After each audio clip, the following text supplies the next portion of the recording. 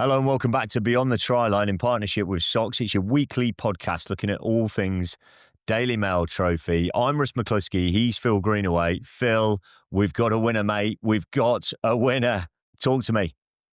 Yeah, I mean, I won't give too much away, but what an exciting finish to what has been an outstanding season in the Daily Mail Trophy. We have thoroughly enjoyed our journey covering it through the podcast and off on various live streams for all across the country, from Bristol to rugby school and some parts in between. It's been great fun, and we've seen some outstanding rugby. We've seen a lot of players playing the game and a large number of fixtures, which we'll come into some of the stats, etc., in a minute. But yeah, we do. We have a winner.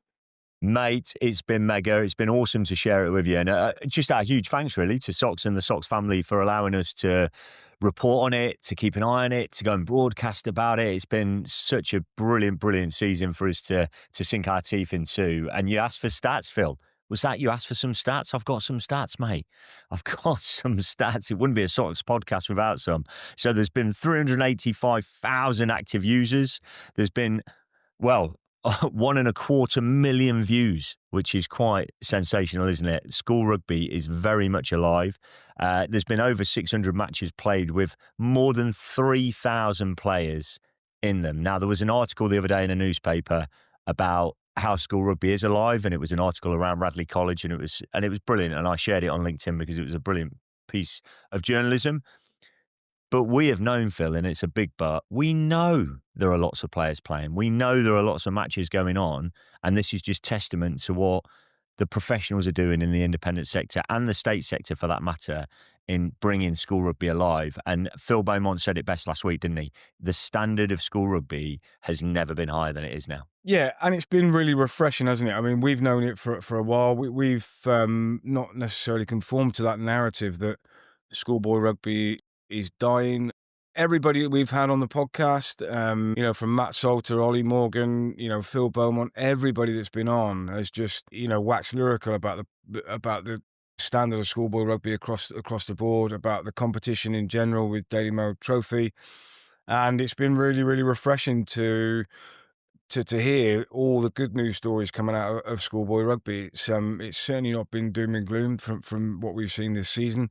The standard of rugby on show is just sensational, whether you're watching it on YouTube clips or some of the stuff that we get sent through, or you're lucky enough to commentate on some live games like we've been.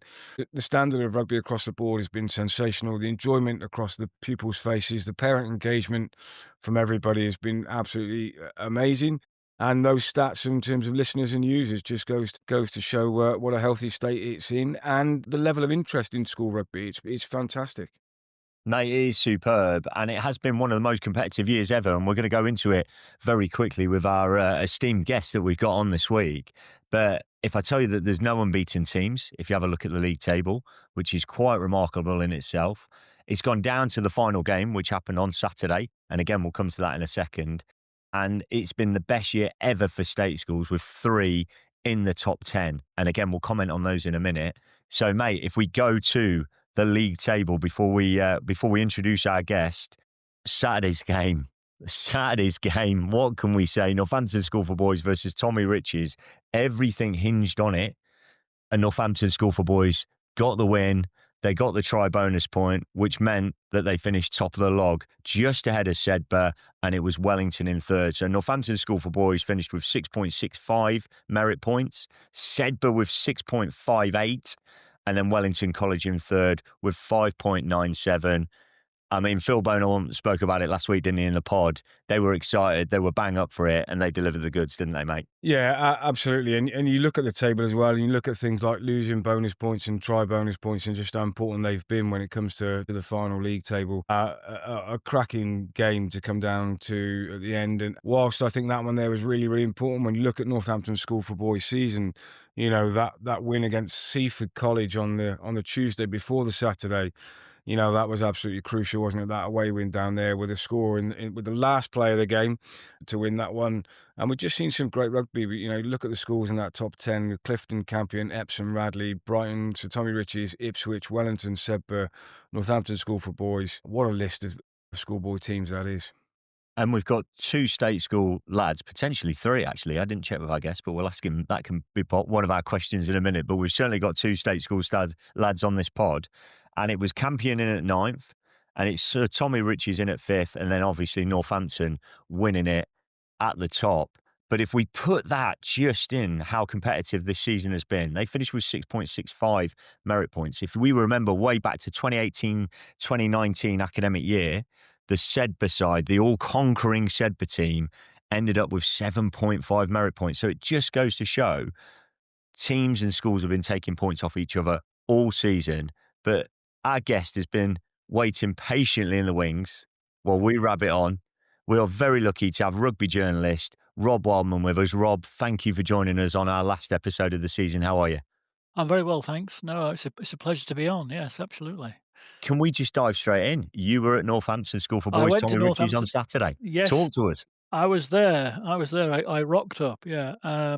I'd not been to threw my other hat on through Newark. We used to play at Old Northamptonians over the road. So I parked where I knew I could park. Then I walked across to the school and enjoyed the morning. Really loved it. And it was good to meet one or two old faces I knew. Mark Lee of old. He was head of sport when I started covering the competition for the Mail. That was in about 2012, 2013, and Mark was always good for a quote, good for information, and they're a very friendly gang, and also a very helpful bloke at St Thomas Rich's in Rhys Williams. Good to see him, and I spoke to Rhys just before the game, and they'd made a good start. I said, "Oh, Rhys, you made a good start," and he sort of gritted his teeth. Well, there's a long way to go yet, Rob, but and of course the way the game unfolded, every time. The first 10 minutes, the Gloucester boys had the better of the possession, but Northampton picked them off, and their counter-attacking ability and the ability to move the ball very quickly. I mean, they dominated the first half in the end, and I think they led about 34. What was the score half time? 35-0 at half time. And then in the second half, St Thomas Rich's came back, and in the end, they got something out of the game. The final score was 56-21. But the Northampton team showed their class really, and their speed of moving the ball. They got one or two very good players, but overall they were just a bit sharper. And we had Phil on the pod last week. They've had 34 boys involved in that first team this year who've played for their team that's competed in the Daily Mail, the Daily Mail Trophy. So it just goes, it's testament to the program they're building up there, in particular at Northampton. But Rob, you've been involved in reporting on school rugby for a long time, and particularly you've been involved in the Daily Mail Trophy since its inception. How has the tournament grown and developed in that time? What have you seen across that I time? think I think the schools have. I think the schools more and more schools buy into it. I think at first they didn't quite know what to make of it, but I think what I find now is that when you do talk to the schools, at first in the start of the season, no one really wants to talk to you. I really am maybe a bit of a bad smell. I don't know. Teachers are they don't want to they keep their cards very close to their chest. They don't want to. They're a bit like racehorse trainers, aren't they? They don't quite know what they got in the stable, and they don't quite know how things are going to work out. So they're quite guarded, and you've got to sort of fish around the edges. And we end up doing little features on perhaps the new entrants, and the big boys don't really want to talk to you, and so you have to. You're a bit like a detective, really, to find out who's. And this season, obviously, as you mentioned earlier, that it's been, everyone's been beating each other, and this has created the competition and the interest. But I think the biggest thing about the competition is that the boys follow it, the players love it, and I think and the teachers want to ignore it at the start, but the boys just follow it, and that's the key. The teachers have to take an interest because they must be asked every week, where does that put us in the table? We've just beaten XYZ, we're unbeaten, and the interest builds from there. And it's like a bit like a snowball, perhaps. But also, I think we've also got to remember that this, like rugby throughout it's a very busy calendar for them, and the more successful teams, they've got the knockout cup, etc. So it's all part of the rich fare of rugby. And there's a few schools that have been giving us a sidestep, Rob. Don't worry about that. Not just you. There's a few we've been trying to get on here this season on the pod, and we come if you know who you are. I'm not going to name and shame you just yet, but we're No, coming for you next Daily Mail no. Trophy season. But just anybody really you want to comment on? Obviously, Northampton just nicked it there from Sedbergh. Anybody else you've seen this season, Rob, that's really, really impressed you with what they're doing, their attitude, their ethos, their style of play? Well, obviously, it's the storyline has been the state schools punching their weight. Obviously, Campion way back that they actually won the Daily Mail Cup, the national knockout, when the Daily Mail sponsored which is now the RFU Cup or the Continental Towers Cup. Campion were winners way back in, what was it, 2001. They beat Durham 18-0. So, a that was a remarkable win way back then. But I don't think a state school has actually landed the under 18 any senior title since then. So, the feat of Northampton School for Boys this year, you've got to take your hat off to them. Yeah, you absolutely do. And I like what you said there, Rob, about, early season. But I think the thing is about the early season here and what this season's shown is that, one or two losses early on in the first half of term doesn't necessarily mean you're out of the title race. And whereas a cup competition, that's you done and dusted. In this league format, over a period of time, over a period of the whole of the Michaelmas term, there's always something to play for with the Daily Mail Trophy. Yes, no, it's the point the Northampton people made on Saturday that they've had a squad of over 30 players. It's a test of the squad, isn't it? I think there was one weekend, was it the Sedbergh Northampton weekend?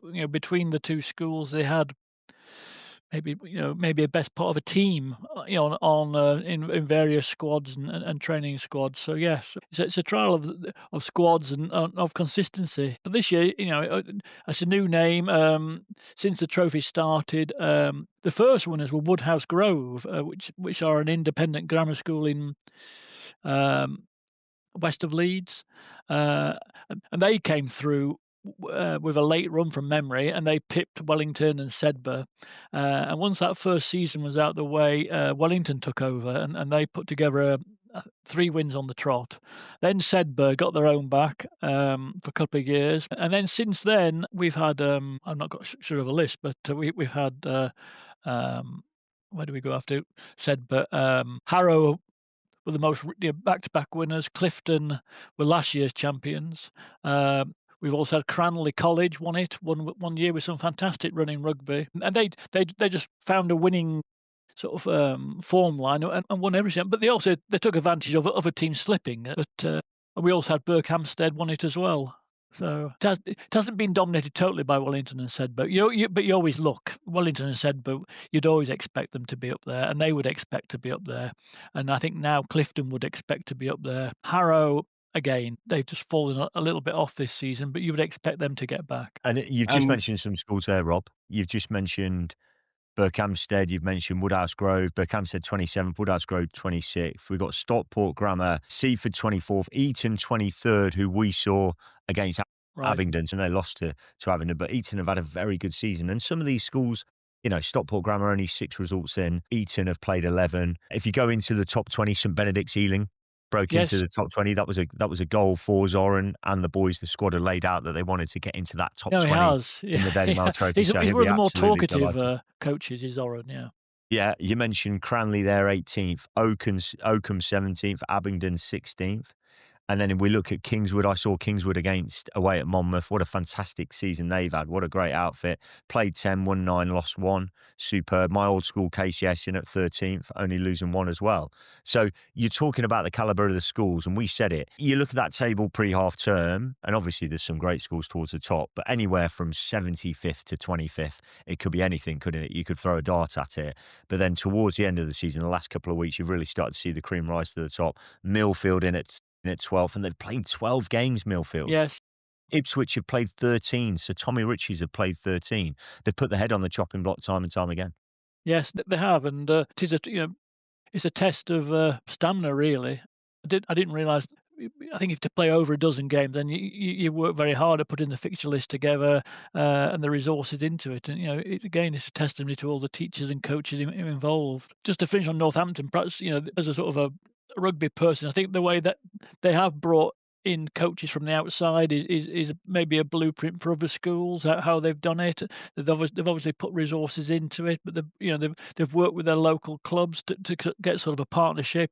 Obviously, they're helped by the sheer buzz for rugby in Northampton, led by the Saints. It is a rugby. It's always been a rugby playing town, but at the moment, it's on another peak, isn't it? The school have benefited from the whole area being um, a rugby mad area. And they've also got a great alumni, haven't they? They've got, a great alumni of pupils who've left there, which, those pupils who are currently in the school are now starting to look up to, and the stars are aligned for them with their sort of, their pathway into Northampton Saints. And when you look at the players who are playing for Northampton, the European Cup run that they went on last year, Yes. there's a real, as you said, it's a real genuine interest in the town, and it is a proper rugby town. And Phil Belmont spoke about it so warmly last week about just the atmosphere around the school. But then, that club atmosphere, that basis of parents getting involved, and it really feeling like more of a club atmosphere than necessarily a traditional school. Very much so. And it'd be interesting to see whether the other big rugby, you talk about the Leicesters or the Gloucesters, whether they actually looked at it to see whether it's something or whether St Thomas Richards look at the Northampton way to get better. I don't know, but it's a very ambitious. I mean, it's a very competitive business, isn't it? The schools world. So there's some very competitive people. So it'd be interesting to see whether the Northampton model is taken forward. And with one eye on the league table, and we're going to switch our attention come January to a road to Roslyn Park and the seventh season ahead. This could be a key indicator, couldn't it? The rugby we've seen, the teams that are going well. You could look at that top 30 schools, but I think you've got to dive a little bit deeper, haven't you? You've got to look at the calibre of schools they've played. If we take Marlborough College, for example, a school we know really well, and they played against Rugby last Tuesday when we were on the live stream, and it was an amazing event, and they lose the last kick of the game, 40-metre penalty, against Rugby, away as well, 22-19 in the last game. I mean, Marlborough are down as playing 11, losing 11, and Terry won't mind me saying this, Terry Gilmore, the DOR over there. But you look down their fixture list, they've played some top schools, some top rugby programs, and they've only lost by maybe a converted try or a score and a half, if you like.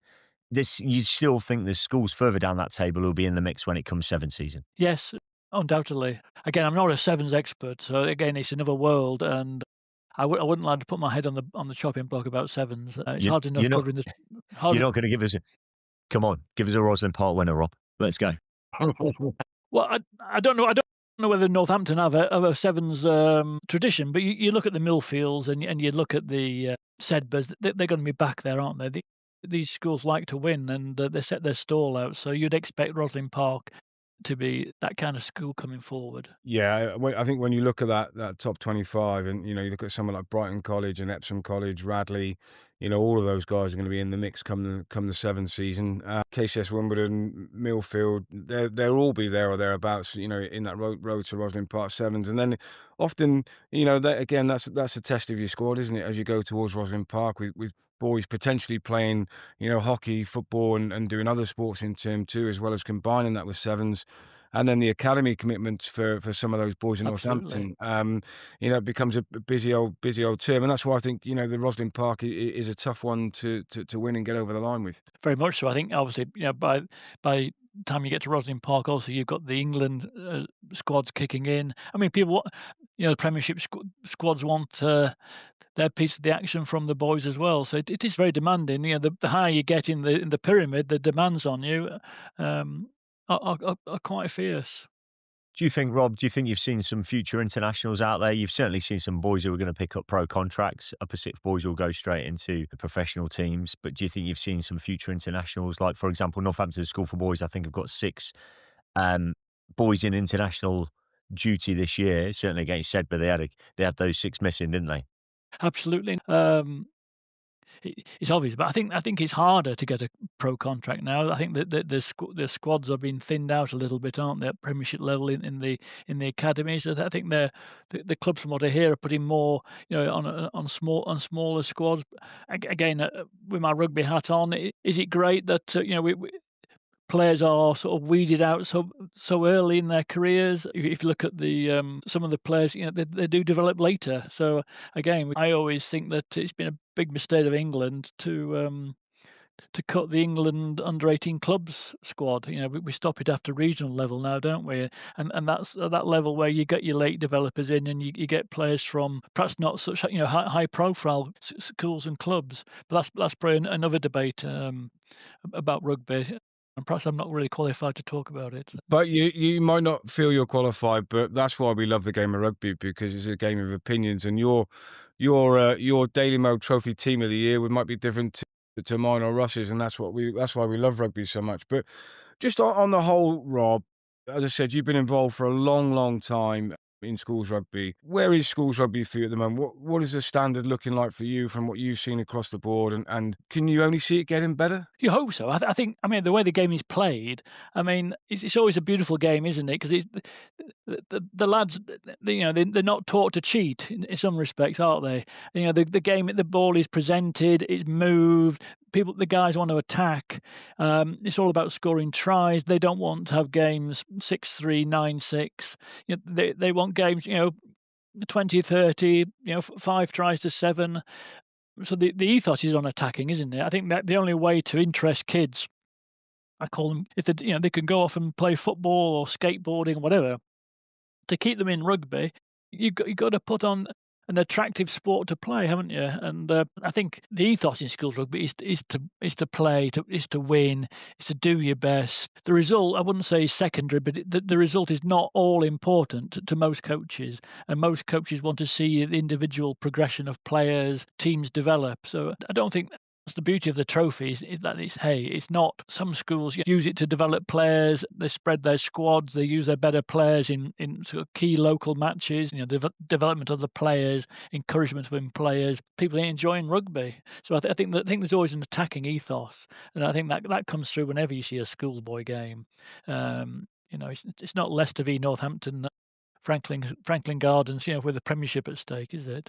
No, And exactly. just And sorry, I'll just echo that point. I was very lucky enough to watch Bedford School, and I think they epitomised that with the way that they play. They had a penalty in front of the post against Dulwich to win the game, 31-29, and they refused to take the penalty in front of the And they post, ran it. which I probably could have kicked with my back heel. It was that much in front of the post, but didn't they? Ran it, and off they went, and they ran it, and they kept the ball for about 20 odd phases and scored the try in the corner, and that to them epitomised what they were about, and that felt like a worthy way to win the game for them. So and we've seen that, Russ, haven't we, around the country this season? I know we spoke about the penalty for rugby against Marlborough on Saturday, but generally we are seeing, some outstanding rugby being played. The structure around the game for those schoolboys, and they want to zip it wide, and they want to play, and they want to counter-attack. Again, I'll reference this one, Bristol Grammar School. Is it the best try we've seen this season to draw the game at the end there against Collegiate at home? So fantastic. it quite possibly could be. And just linked to all of that, and I will leave you with this, and linked again to our 3 state schools in the top 10. So Sir Tommy Ritchie's 9 try bonus points, Campion 10 try bonus points, and Northampton School for Boys 11 try bonus points. It tells you everything you need to know, doesn't it? That they have played, they've gone out there to play, attack, and they've gone, fine, you're going to score 4 tries, we're going to score 5. So It's been a Absolutely. bloody exciting season. It really has. And if they want a sort of a bit of hey, golden periods don't always last at school. Look at Dulwich. When I first started schools rugby way in the late 2010, whatever it was, when I took over from, I must just give tribute to one guy at the Daily Mail, a guy called Jim Hooley, who covered the cup for many years and wrote with great dash and verb on schools rugby, and he was, again, he was a guy who kept the competition in the pages of the Daily Mail, and the interest there of the company. That was Jim Hooley. And when I took over from Jim, he sadly died in about 2011, 2012. I took over. Dulwich were the old dominant team. I remember going to Warwick to watch them. This is the old Daily Mail Cup, and they had Ben Obano playing for them, and he's now obviously at Bath. But I saw young Ben play when he was 16, and on the same weekend in that competition we had the 2 Curry brothers playing for they were at a secondary school in Cheshire. I forget the name of the school now. They were playing under 15 level before they went on to Oundle, where the family connection with John Olver took them on for their sixth form year. So again, there's a whole such a rich history. But Dulwich were one of the dominant teams, 2010, and since then, for whatever reason, they have played from very good rugby, but they never got back there. So again, schools do rise and fall in the great trophy table. And they had a half decent coach back then as well, Rob. I think he certainly played a bit. He was all right. Right, I'm trying to. Oh, But I think that's so true, isn't it? Is that you ever look at any sport, and there's a period where Chicago Bulls are untouchable in the NBA, and there is that rise and fall and that ebb and flow, and we, that's why we all love it. I mean, I was a collegiate schoolboy for when it was the old Colstons, and we had a great yes, time. I think Jim Hooley actually wrote an article on us one year. So tip to the I'm sure he captain, did. to the old man, and but that is the exciting part of school rugby, and whilst we know that Northampton School for Boys will be extremely strong next year, and they've had a great season, they're not going on tour next year. But lots of schools have spoken about how their summer tour has set them up for the season. So it'll be really fascinating moving into the next round of the Daily Mail Trophy from September 26th to see who are the next schools on the up, and who are the schools who are gonna maybe fall by the wayside a little bit. So it's fascinating, and that's why we all love the schoolboy game, because it's so great. And next year it is a rebuilding. It's not like a Premiership squad where you just maybe No, make two or three changes. You're constantly having to work hard on your program from the bottom up if you want to stay competitive every single year, and that's why it's so fascinating. on Saturday, the Northampton coaches were shouting to the lads at 5 minutes from the end, it's your last play on this pitch. Your last play. I mean, yes, absolutely. I never thought in September that, Campion, I thought Northampton School for Boys would be perhaps in the top 10, but I didn't think we'd have three state schools pushing their way up, and other names as well pushing their way up. So no, the table does change, and the new names come forward. Ipswich again, they've had 2-3 years now, and they've pushed their way up. Interesting to see. No, it's brilliant stuff, Rob. Thank you so much for joining us. We've absolutely loved this conversation. We've loved the season even more. And I'll be honest with you, I can't wait until next No, September. I good really, luck. really I've can't. probably rambled on too much, but there again. Not in the slightest. It's been superb to have a chat with you, all things Daily Mail Trophy. We love it as much as you love it, as much as the people who are listening to it love it. So it's been awesome stuff. Phil, there we go, mate. Yeah, there we go. Sad times where it's all done and dusted, but sad times for us. But huge congratulations to all the staff, the parents, and the pupils at Northampton School for Boys on winning the Daily Mail Trophy this year. We know how much it meant to you in your group following our podcast with Phil Bowman last week. So congratulations to you. But also congratulations to every rugby schoolmaster, everybody who's taken a team out there, the 3,000 plus players who've been involved in the games across the year. Absolutely. And it's a great tournament. And once you get into it week on week and you start following it, it becomes intriguing. Like you said, all those new schools that have been pushed away into the top 10, and we've just thoroughly enjoyed the ride, haven't we, Russ? Oh, mate, it's been brilliant. And we urge you next season, get your results in, get the kids around it, get the parents around it. We're going to be back. We're going to be live commentary. We're going to be doing the pod. We're going to be all over it once again. But for now, it's a Merry Christmas to one and all. There we go. Phil. Yeah, Rob, thank you so much for your time. Rob does a huge amount for the promotion of school rugby. So, Rob, we thank Thank you. you, and people like you who push it out there so hard, and really keep the school game alive and keep it in front of people's faces through your articles. And if you've not read them, do log on to the Daily Mail. Some of the articles that Rob's written are absolutely fantastic. And I always thought I was going to be a rugby journalist, and I read what Rob put and thought I was never ever going to have the words to be able to come up with that you do, Rob. So thanks to people like you and to everybody out there supporting the school game. We want to see more teams entered next year, don't we, Russ? 160 this year. Can we get to 175? I reckon we can. 100%, 100%. Well, thanks very much, everybody, and have a great Christmas. Have a lovely break. Get some rugby in you. Play for your local club. Get down there. Support the game in any way you can. And we will see you soon. I have been large. He's been little. He's been Rob Wildman. Like and subscribed. Take care, everyone. Thank you.